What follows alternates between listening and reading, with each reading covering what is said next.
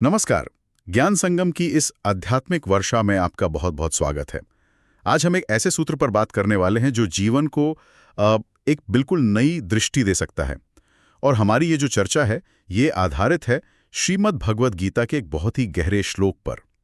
इसका गूढ़ संकलन और जो लेखन है वो कैप्टन श्याम बहादुर चौहान जी ने किया है। उनके अध्ययन से ही हमें ये अंतर्दृष्टि मिल रही है। तो आज हम गोता लगाएंगे गीता के 5वें अध्याय के 19वें श्लोक में और कोशिश करेंगे समझने की कि कैसे मन की समता, जिसको साम्य कहते हैं, उससे इसी जीवन में, हाँ यहीं पर, परम शांति और मुक्ति कैसे मिल सकती है। और ये जो हजारों साल पुराना ज्ञान है ये आज भी हमारे लिए मतलब कितना काम का है, कितना प्रासंगिक है। तो चलिए शुरुआत करते हैं। पहले श्लोक सुन लेते हैं, है ना। इहैव तैजतः सर्गो येषां साम्य स्थितम मनः निर्दोषम ही समम ब्रह्म तस्मात् ब्रह्मणि ते स्थितः। इसमें कुछ शब्द हैं जिन पर ध्यान देना बहुत जरूरी है, मुझे लगता है। जैसे ये पहला शब्द है इहैव। हाँ, ये बहुत महत्वपूर्ण है। इसका मतलब है यहीं, इसी जीवन में, बिल्कुल, इसी पल में, बात की कोई बात नहीं। बिल्कुल, अभी और यहीं। फिर आता है जितः सर्गः, मतलब संसार को जीत लिया। हाँ, संसार मतलब जीवन के जो उतार चढ़ाव हैं, सुख दुख, मान अपमान। अच्छा, ये द्वंद्व, हाँ, इनको जीत लिया। पर जीता किसने? हाँ, वही आगे बताते हैं। येषां साम्य स्थितम मनः, जिनका मन साम्य में स्थित है, समभाव में। बिल्कुल, यानी हर परिस्थिति में जो एक जैसा रहता है, शांत, संतुलित। और ऐसे लोग वो फिर कहाँ स्थित होते हैं? श्लोक कहता है तस्माद् ब्रह्मणि ते स्थिता, यानी वो ब्रह्म में ही स्थित हैं, उस परम चेतना में। हाँ, वो उस अवस्था को पा लेते हैं। और देखें, यहाँ जो सबसे दिलचस्प बात है ना, वो है जीवन मुक्ति का सिद्धांत। जीवन मुक्ति? हाँ, मतलब जीते जी मुक्ति। हाँ, यही तो। ये श्लोक साफ साफ कह रहा है कि मुक्ति कोई मरने के बाद मिलने वाली चीज नहीं है, बल्कि इहैव, यहीं और अभी, इसी जीवन में संभव है। अरे वाह, ये तो बहुत बड़ी बात है ना। और ये जीत, ध्यान दीजिएगा, ये किसी बाहरी दुश्मन पर या हालात पर जीत नहीं है। अच्छा, फिर किस पर? असली जीत है उन हालातों के प्रति हमारी अपनी मानसिक प्रतिक्रिया पर, हमारा अपना रिस्पॉन्स। मतलब बाहर कुछ भी हो रहा हो, अंदर मन शांत रहे। एग्जैक्टली। जब मन बाहरी उथल पुथल से प्रभावित हुए बिना शांत रहता है, संतुलित, साम्य रहता है, तब क्या होता है? तब वो मन खुद निर्दोषम ही समम ब्रह्म बन जाता है। ब्रह्म जैसा, निर्दोष, शुद्ध और सम, एक रस। हाँ जी, उस परम तत्व की तरह।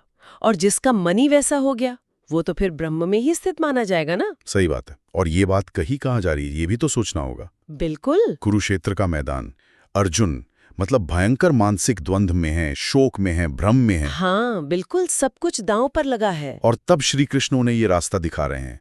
तो ये जो इहैव शब्द है, इसका वजन कितना बढ़ जाता है? बहुत ज्यादा। समाधान किसी शांत गुफा में नहीं है, या भविष्य में नहीं। नहीं, जीवन की सबसे बड़ी चुनौती के बीच, अभी, यहीं, ये संभव है। ये तो एक तरह का गहरा मनोवैज्ञानिक उपचार हुआ फिर। हाँ, कह सकते हैं। अर्जुन की उस वक्त की जो हालत थी, उसका सीधा समाधान है ये। ये कोई भविष्य का लॉलीपॉप नहीं है, बल्कि अभी की शक्ति जगाने की बात है। बिल्कुल, वर्तमान का सामर्थ्य। वाकई। अब इतने गहरे श्लोक पर जाहिर है अलग अलग दार्शनिकों ने भी तो सोचा होगा। हाँ, निश्चित रूप से। जैसे आदि शंकराचार्य हैं, उनका अद्वैत दर्शन, वो इसे कैसे देखते होंगे? या रामानुजाचार्य का विशिष्टाद्वैत, और स्वामी विवेकानंद, वो तो हमेशा कर्म और युवाओं की बात करते थे। उनका क्या नजरिया रहा होगा? हाँ, बहुत अच्छा सवाल है। देखिए, आदि शंकराचार्य तो इसे शुद्ध अद्वैत की दृष्टि से देखते हैं। उनके लिए तो ब्रह्म ही एकमात्र सत्य है, निर्गुण, निराकार। तो जब मन समता में आ जाता है, सुख दुख जैसे जो द्वैत भाव है उनसे ऊपर उठ जाता है, तब वो अपने असली स्वरूप को पहचान लेता है, यानी ब्रह्म को, और उसी में स्थित हो जाता है। अच्छा। उनके लिए एहव मतलब इसी क्षण मुक्ति, ये बहुत ही केंद्रीय विचार है। और रामानुजाचार्य? हाँ, तो उनके अनुसार ब्रह्मणि ते स्थितः का अर्थ हुआ भगवान में स्थित हो जाना। और ये स्थिति कैसे आती है? भक्ति और समर्पण से, उससे जो मानसिक समभाव पैदा होता है, उससे। और स्वामी विवेकानंद? स्वामी जी ने इसे युवाओं के लिए, सबके लिए एक व्यवहारिक कर्म का संदेश बना दिया। उन्होंने जिता सरगा पर बहुत जोर दिया। संसार से भागना नहीं है, अच्छा, संसार में रहकर ही जीतना है। बिल्कुल। संसार में रहो, अपना कर्म करो, लेकिन अपने मन को जीतो, मन के गुलाम मत बनो, परिस्थितियों से ऊपर उठो। यही असली वीरता है, यही जीवन जीने की कला है। उनके लिए ये प्रैक्टिकल वेदांता था। क्या बात है, एक ही सूत्र, कितने अलग अलग पर गहरे पहलू। अच्छा, अब थोड़ा आज के समय में आते हैं। आजकल का विज्ञान, क्या वो भी इन बातों से कहीं जुड़ता है? मतलब न्यूरोसाइंस है, मनोविज्ञान है, क्या वहाँ कुछ ऐसी खोज हुई है जो इस साम्य स्थितम मनः की बात करती हो? हाँ, बिल्कुल। अगर हम इसे आज के विज्ञान से जोड़े ना, तो काफी दिलचस्प कनेक्शन मिलते हैं। सच में? जैसे देखिए, आधुनिक न्यूरोसाइंस क्या कहता है? वो बताता है कि जब कोई व्यक्ति ध्यान करता है, मेडिटेशन करता है या सजगता का अभ्यास, माइंडफुलनेस जिसे कहते हैं, तो उसके मस्तिष्क का जो अगला हिस्सा है, प्रीफ्रंटल कॉर्टेक्स, हाँ, जो सोचने समझने फैसले लेने का काम करता है। बिल्कुल, वो हिस्सा ज्यादा एक्टिव और मजबूत होता है। और मस्तिष्क का एक और हिस्सा है, अमिगडाला, जो डर, गुस्सा, तनाव जैसी तीव्र भावनाओं के लिए जिम्मेदार है। हाँ, उसकी एक्टिविटी कम हो जाती है, वो शांत होता है। अरे, ये तो बिल्कुल वही बात हुई, साम्य स्थितम मनः। है ना? मन शांत होता है, सोच समझकर प्रतिक्रिया देता है, भावनाओं के आवेग में बह नहीं जाता। ये तो वैज्ञानिक प्रमाण जैसा लगता है। मतलब विज्ञान भी ये मान रहा है कि हम ट्रेनिंग से अपने मन को शांत और संतुलित बना सकते हैं। हाँ जी, बिल्कुल। और मनोविज्ञान को देखिए, एक थेरेपी है, कॉग्निटिव बिहेवियरल थेरेपी, सीबीटी। हाँ, सुना है इसके बारे में। उसका मूल सिद्धांत यही है कि हमें बाहरी घटनाएं उतनी परेशान नहीं करती जितना उन घटनाओं के बारे में हमारे अपने विचार, हमारी अपनी सोच हमें दुखी या सुखी बनाती है। अच्छा, हमारी सोच जिम्मेदार है। हाँ, तो अगर हम अपनी नेगेटिव सोच को पहचान लें और उसे बदलना सीख लें, तो हमारी भावनाएं, हमारे रिएक्शंस भी बदल जाते हैं। गीता का ये साम्य का अभ्यास ठीक यही करने में तो मदद करता है? ये तो आजकल जैसे इमोशनल इंटेलिजेंस या ईक्यू कहते हैं, वैसा ही कुछ हुआ। बिल्कुल, ये उसी का एक बहुत प्राचीन और शायद ज्यादा गहरा सूत्र है। अपनी और दूसरों की भावनाओं को समझना, उन्हें सही ढंग से मैनेज करना। और इसका असर सिर्फ मन पर ही होता होगा या शरीर पर भी? नहीं, शरीर पर भी बहुत गहरा असर पड़ता है। कैसे? देखिए, जब मन शांत रहता है, सम रहता है, तो जो तनाव वाले हार्मोन्स होते हैं ना, जैसे कॉर्टिसोल, उनका लेवल कम होता है। अच्छा, इससे ब्लड प्रेशर कंट्रोल में रहता है, पाचन सुधरता है, और यहाँ तक कि शरीर की जो बीमारियों से लड़ने की ताकत है, इम्यूनिटी, वो भी बेहतर होती है। अरे वाह! तो ब्रह्मणी स्थिता होने का एक मतलब शारीरिक रूप से भी स्वस्थ और संतुलित होना है। एक होलिस्टिक अप्रोच है ये। ये तो आज के समय के लिए मतलब बहुत ही ज्यादा जरूरी बात है। हाँ, बिल्कुल। आजकल जिस तरह का स्ट्रेस है, एंग्जाइटी है, ये भाग दौड़, सोशल मीडिया का प्रेशर अलग, हाँ, बिल्कुल। इसमें ये संतुलन बनाए रखना तो शायद पहले से भी ज्यादा मुश्किल और ज्यादा जरूरी हो गया है।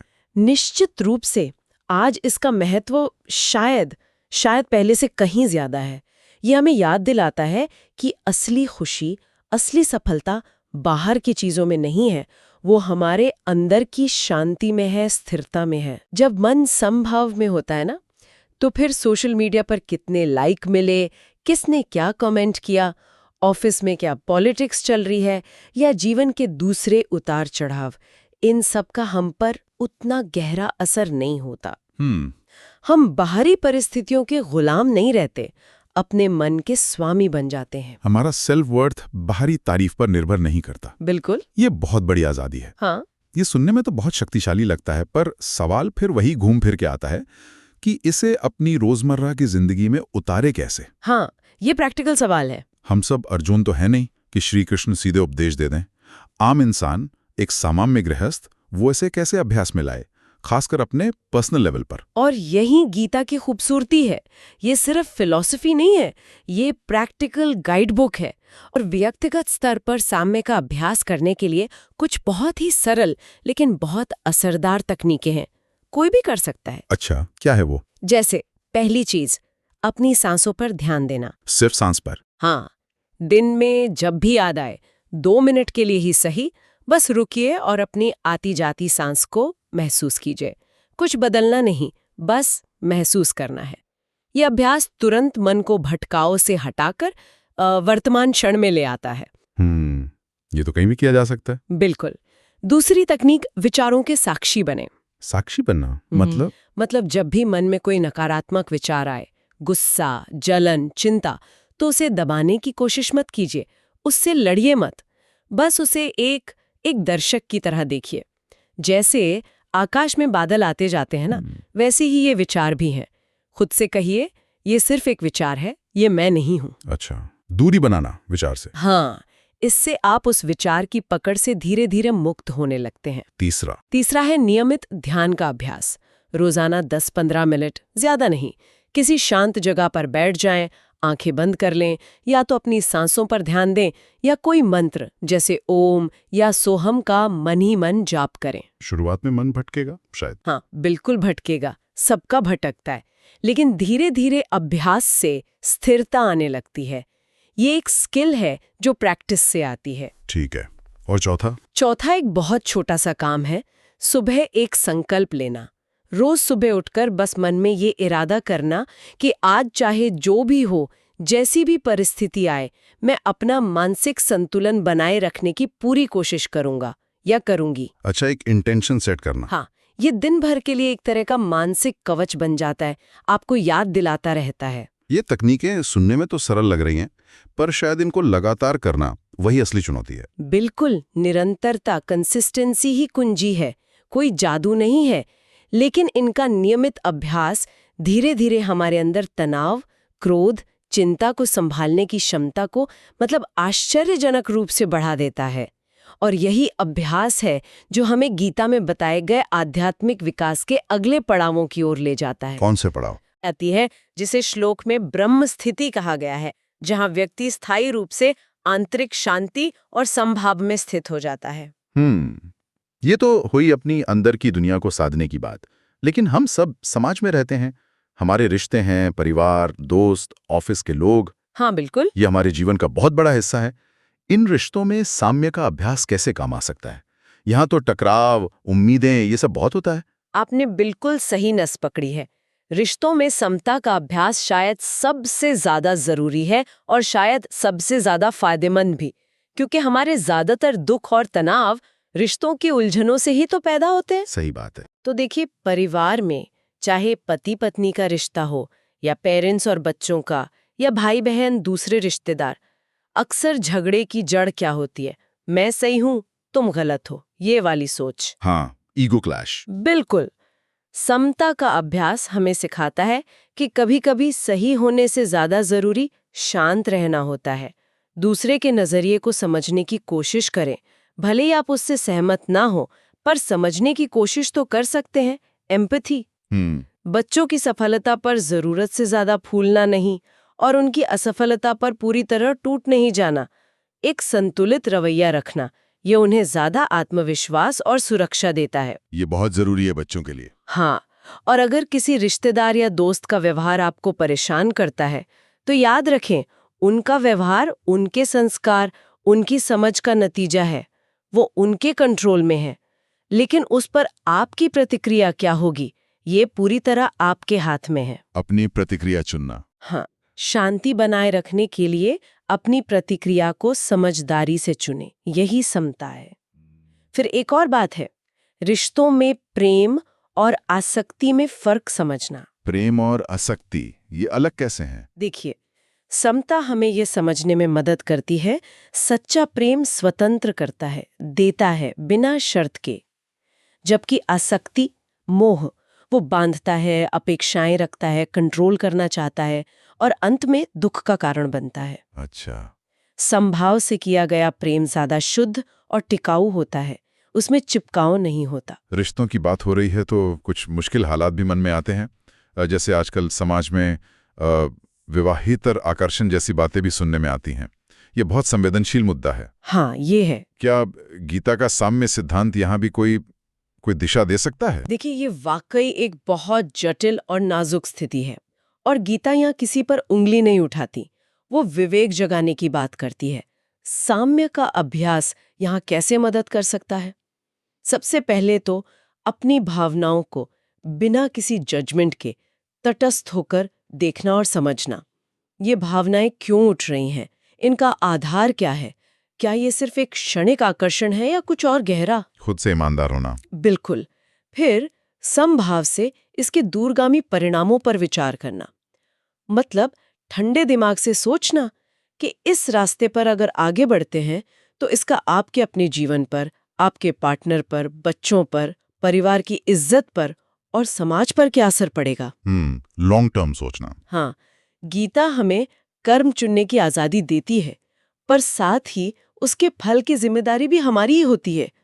तो भावनाएं आना स्वाभाविक हो सकता है, पर उन भावनाओं पर सोच समझकर विवेक से नियंत्रण करना और सही निर्णय लेना, यही साम्य है। मतलब भावनाओं में बह नहीं जाना। नहीं, यहाँ समभाव का मतलब है अपनी पारिवारिक प्रतिबद्धताओं का, अपने मूल्यों का सम्मान करते हुए अपनी भावनाओं को एक सही, एक रचनात्मक दिशा देना, जिसे मनोविज्ञान में सब्लिमेशन कहते हैं, उन्नयन। भावनाओं को दबाना नहीं, बल्कि उन्हें ऊपर उठाना। हाँ, उन्हें एक ऐसे रूप में ढालना जो किसी को नुकसान न पहुंचाए और आपके अपने नैतिक बल को भी कमजोर न करे। ये बहुत संतुलित नजरिया है मुश्किल स्थितियों के लिए।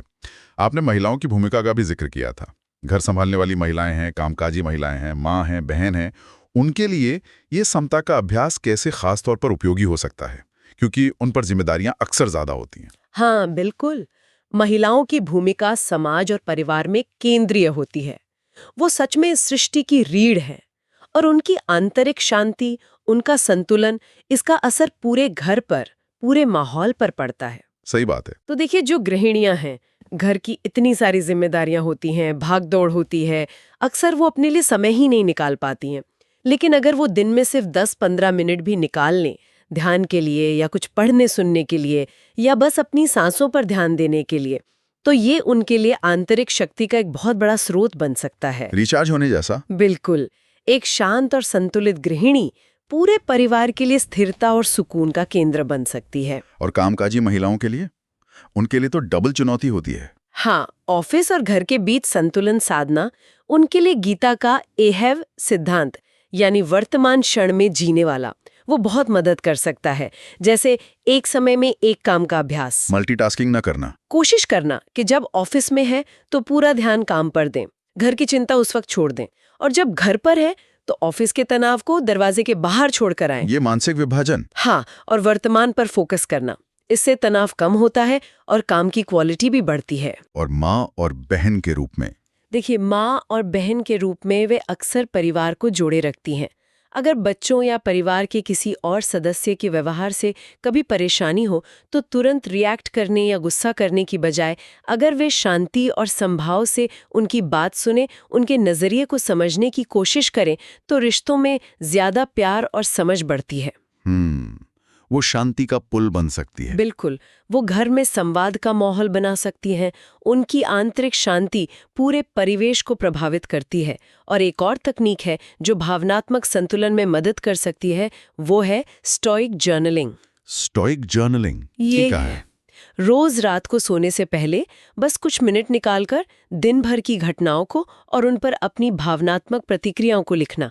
जैसे, आज इस बात पर मुझे गुस्सा आया, क्यों आया, क्या मेरा रिएक्शन सही था, अगली बार मैं इसे कैसे बेहतर ढंग से संभाल सकता हूँ या सकती हूँ। अच्छा, खुद का विश्लेषण करना। हाँ, ये आत्ममंथन धीरे धीरे हमें अपनी भावनाओं का मालिक बनाता है।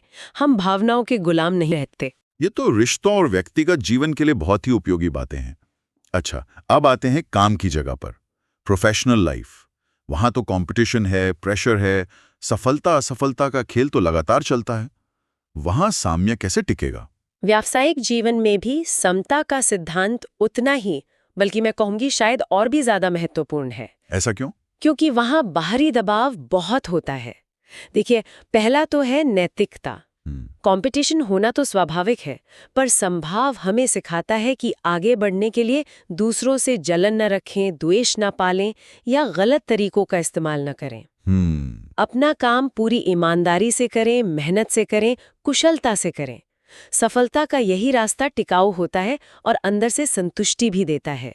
यही निर्दोषम कर्म करना है। सही। दूसरा है प्रयास पर फोकस करें, परिणाम पर कम।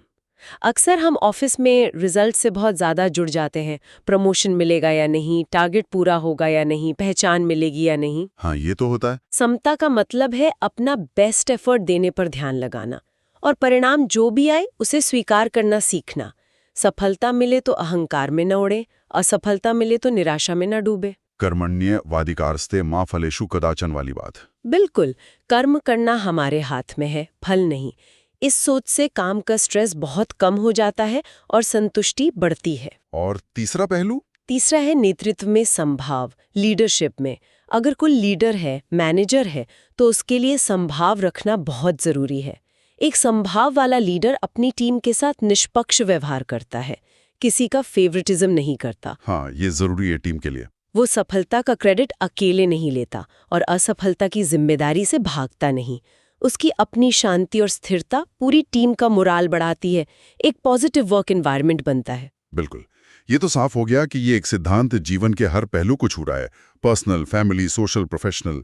क्या इसका असर इससे भी आगे कुछ और व्यापक स्तर पर भी हो सकता है, समाज पर, दुनिया पर? हाँ, अगर हम इसे और बड़ी तस्वीर में देखें, जूम आउट करें, तो इसका असर बहुत व्यापक है। ये एक चेन रिएक्शन की तरह काम करता है। कैसे? देखिए, जब एक व्यक्ति अंदर से शांत और संतुलित होता है तो उसके परिवार में शांति आती है। जब परिवार शांत होते हैं, सद्भाव से रहते हैं, तो समाज बेहतर बनता है। और ऐसे ही मानसिक रूप से स्थिर, नैतिक रूप से मजबूत नागरिक मिलकर एक अच्छे राष्ट्र का निर्माण करते हैं, व्यक्ति से राष्ट्र तक। हाँ। और जरा सोचिए, अगर दुनिया के नेता, दुनिया के आम नागरिक वो भी साम्य के सिद्धांत को थोड़ा सा भी अपना लें, तो कितने युद्ध, कितने झगड़े, कितनी नफरत, कितना तनाव कम हो सकता है। विश्व शांति। हाँ, विश्व शांति का रास्ता शायद बाहरी समझौतों से ज्यादा भीतरी बदलाव से होकर गुजरता है, मन की समता से। और इसका एक और गहरा संबंध है प्रकृति के साथ। प्रकृति के साथ? वो कैसे? साम्य का मतलब ही है संतुलन, बैलेंस। जब इंसान का मन प्रकृति के प्रति भी संभाव रखता है, यानी उसे सिर्फ अपने भोग की वस्तु नहीं समझता, उसका आदर करता है, उसके संतुलन को समझता है, तो वो प्रकृति का शोषण नहीं करेगा, पोषण करेगा। आज हम पर्यावरण की जिन समस्याओं से जूझ रहे हैं, क्लाइमेट चेंज हो, बायोडाइवर्सिटी का नुकसान हो, उन सब का एक मूल कारण इंसान के मन का असंतुलन और लालच ही तो है। सही बात है। साम्य का अभ्यास हमें प्रकृति के साथ तालमेल में, सामंजस्य में जीना सिखाता है। वाकई, गीता का ये एक श्लोक जीवन का कितना बड़ा फलसफा अपने अंदर समेटे हुए।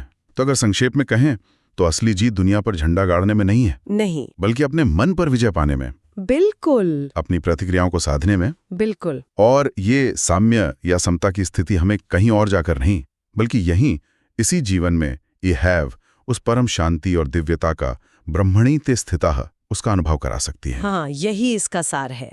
और ये गहरी समझ, ये विश्लेषण हम तक पहुंचा है कैप्टन श्याम बहादुर चौहान जी के अद्भुत संकलन और लेखन के माध्यम से। उनका ये प्रयास सचमुच बहुत प्रशंसनीय है।